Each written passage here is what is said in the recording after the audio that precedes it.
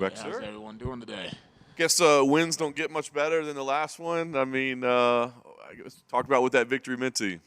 Well, I guess like circumstantially, like it doesn't get much better. You know what I'm saying? Being in front of your hometown and getting a quick finish and everything like that. But there's still I got a lot of goals left. You know what I'm saying? Is there's still a lot of things I want to do. So that is by far the best moment of my career up to this point. But I'm looking to have a lot more really great moments. You know what I'm saying?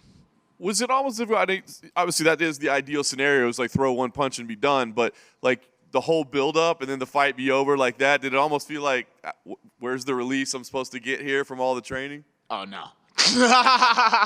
Never, man. We don't get paid by the hour. You know what I'm saying? Like, let's get in there. Let's get out of there ASAP. You know what I'm saying?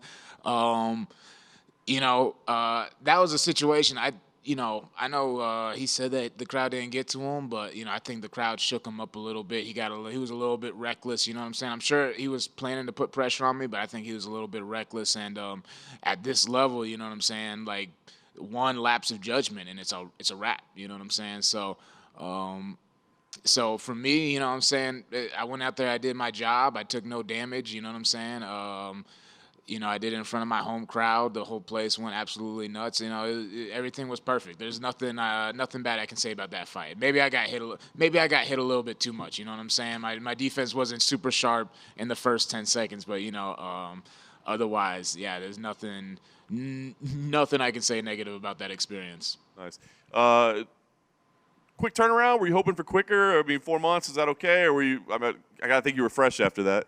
Yeah, no, I mean, yeah, I was literally ready to fight like immediately after that. I was asking for a fight immediately after that. But this time frame, I have zero complaints. I mean, because kind of like Dana says, the more you kill, the more you eat. You know what I'm saying? I'm trying to, cash in on this while I can. You know what I'm saying? While I'm still got my body, still got my faculties. You know what I'm saying? I'm trying to be active in a reasonable way as much as possible. You know what I'm saying? I'm gonna look to avoid after fighting Renat, I'm gonna look to avoid taking any fights under 3 weeks. You know what I'm saying? Ideally, 4 weeks and more. You know what I'm saying? So I can peak properly and everything, because it just makes such a big difference when you can peak. So it was because of how the last fight went, it was a little bit longer than I would have liked, but I had time to train, I had time to get better, you know what I'm saying? And I had plenty of time to peak heading into this fight. So I'm very happy with how things ended up going. As you mentioned the situation with Renat, is that a fight that you want back at some point, or does it? Of course, yeah. Of course, man. Like, I say that, and right now, like, all I'm thinking about is AJ Fletcher. You know what I'm saying? Like, I'm dreaming about that dude. But no, absolutely. You know what I'm saying? There was a lot of things going on with me personally going into that fight, and I learned so much after that fight. Renat's a really great guy. I have nothing. Like, I have zero. I wish he was a little bit more of a jerk, so it'd be easier to. But just how good he is alone, that's all the motivation I need. Because a win like that, even if he's not currently ranked, I feel like beating him is a way tougher challenge than beating some of these ranked guys right now. Sure. All right. Well, like you said, you do have AJ right now. What do you think of him as an opponent and kind of what he presents to you? Dude, AJ is a tough dude. You know what I'm saying? He's a really, really fast, explosive, great double leg. Nice top control, really nice guillotine. He has a wide array of strikes in his arsenal. You know what I mean? I think people are kind of sleeping on him a little bit. They're not giving him all the credit that he deserves, just because what his record is right now. But all those fights were dog fights. Even the fights that he lost were absolute dog fights to guys who aren't any pushovers. You know what I mean? So, AJ's a killer, you know what I'm saying? And that's how we've approached this fight, you know what I'm saying? We're I've never, and I say this before every fight, but I really mean it, you know what I'm saying? I've never been in better shape. I've never been more sharp. I've never been more technical. We've checked off everything getting ready for this fight, left no stone unturned. So AJ's a really tough guy, but, I'd be lying if I said I wasn't going to be looking to be the first person to finish him in his pro career tomorrow, or Saturday, my bad. I like it. Last thing for me, you get that done. what's the goal? I mean, are you laying it out? Are you trying to fight again before the end of the year? Are you trying to shut it down until next year? Like, what would be the plan with a big win here? I would love to fight again before the end of the year. That would be ideal. You know what I'm saying? But all these things are unpredictable. We've got to get through the fight and see how my body is afterwards. But if I'm healthy, that's not even a question. I want to get in there before the end of the year. I feel really good right now. I feel like I can make a really solid push. You know what I'm saying? The amount of time that I have before the end of the year, there's still some time to get in there and improve my skills before I get back into a fight camp and have to get sharp and focus on a game plan and whatnot. So. I feel like I'm fighting at the perfect time to be able to make another turnaround and fight at the end of the year. But like we said, first things first, Saturday night, I got to deal with AJ Fletcher, and then we'll go from there. Brian, fourth fight at welterweight. I think you said in another interview you have your weight cut basically down, and you've improved on it. What I guess can you kind of share what's how you've got your weight your weight under control?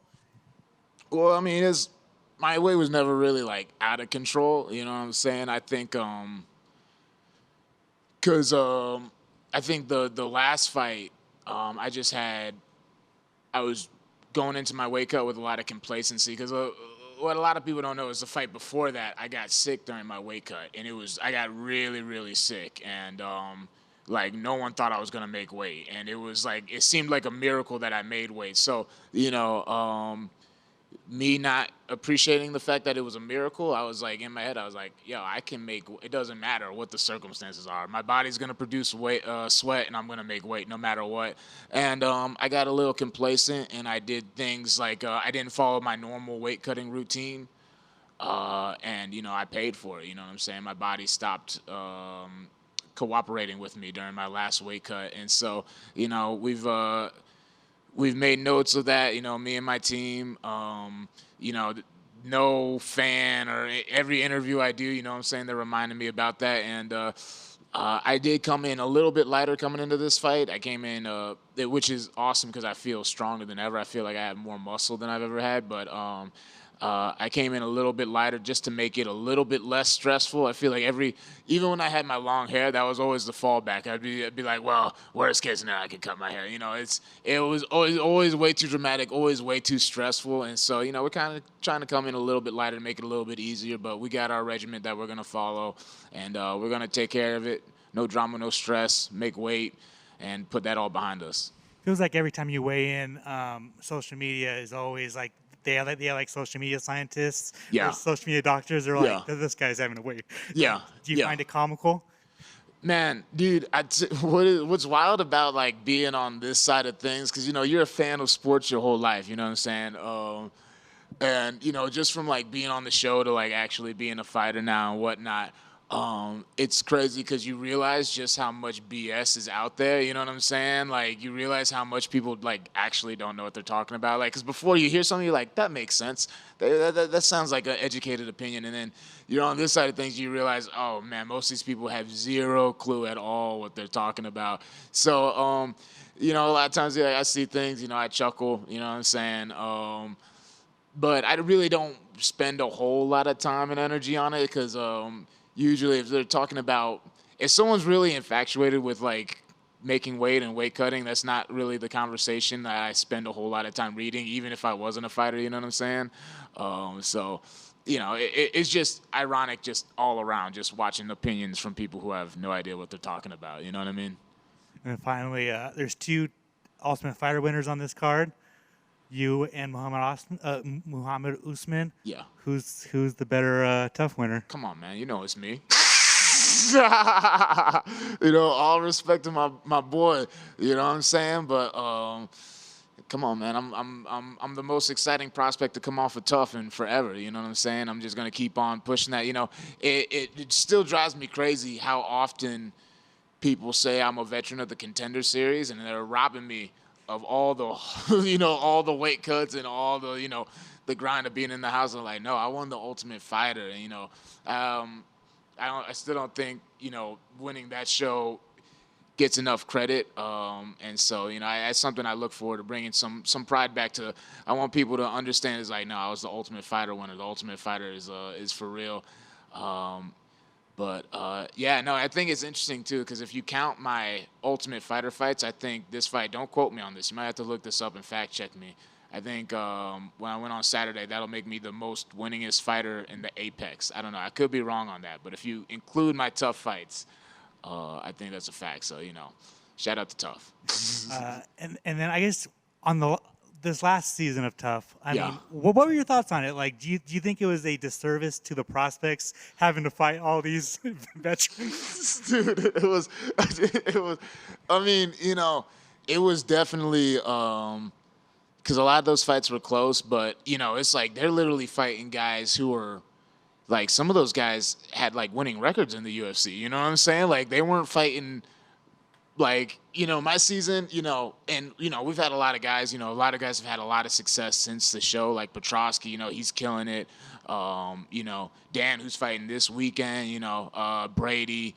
Ricky. There's people who are on the regional scene still trying to make the push. There, a lot of guys have had a lot of success, but we were all bona fide prospects. Like these guys were fighting like real deal, like veterans who've seen like the very highest level of the sport. So at first when I saw that, I was like, that's kind of interesting.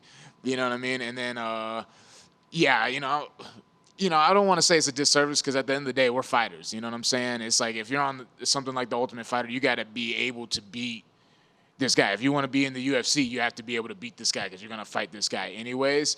But definitely optically, it was definitely a little weird. Right over here. I mean, you mentioned Dan there. He's a fellow Tough 29 alum. Have you had the chance to say anything to him this week? I haven't seen him this week. But I definitely want to link up with him. Anytime I come to Vegas, I try to see as many of my Tough boys as possible. Like I'm talking to my boy Ryder. You know what I'm saying? Ryder Newman. I love that guy. Yeah, Dan. Whenever I see him, it's inevitable. You know what I'm saying? I need to hit him up. I'm just terrible at communication. You know what I'm saying? So I need to hit him up. Dan, if you see this and I haven't hit you up yet, we need to hang out at some point. But yeah, no, it's I haven't seen him yet. Fair enough. And as the winner of the Ultimate Fighter Season 29, what has been the biggest positive takeaway from the Tough House that developed you not only as a fighter but as a human being? The biggest takeaway from the Tough House was one validation. You know what I'm saying? Because I came from a smaller MMA market. You know what I'm saying? And not a lot of people believed in my team and what we were doing at the time. And not a lot of people believed in me as like a prospect, as someone who could go really far. Like I was viewed as like kind of like a tough fighter, but never someone who could cut it at this level. So definitely a lot of validation that I am like that dude and I am capable of these things. But also just having the benefit of like rubbing elbows with someone like Alex Volkanovski, and, Craig Jones, and like everyone on the coaching staff, Frank, saying Big Wood. Even young Colby, you know what I'm saying, who hasn't had a chance to make a splash on the scene yet. And, Uncle Joe, you know what I'm saying, Volk's coach, being able to rub shoulders with them and talk to them and meet other people like Cowboy and just be able to pick their brains and see, like, what it's like to be a high-level fighter. You know what I'm saying? Like, what it demands to be someone like Alex Volkanovski. How does he train?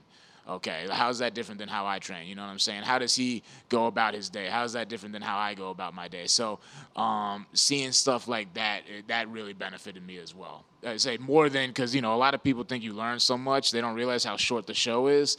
But just like his demeanor and his character was something that was like really awesome to be around.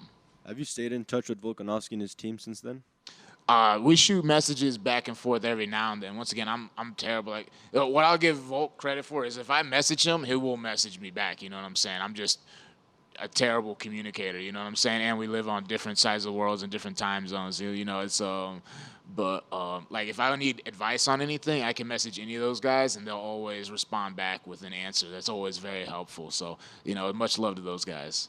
It's awesome. And this is about to be your 5th UFC fight since winning the show.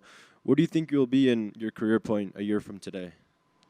A year from today, I got to be in the rankings at least. You know what I'm saying? We're just gonna keep on going. Hopefully, we can still get 2 to 3 to 4 fights a year and just keep on climbing, keep on getting better. You know what I'm saying?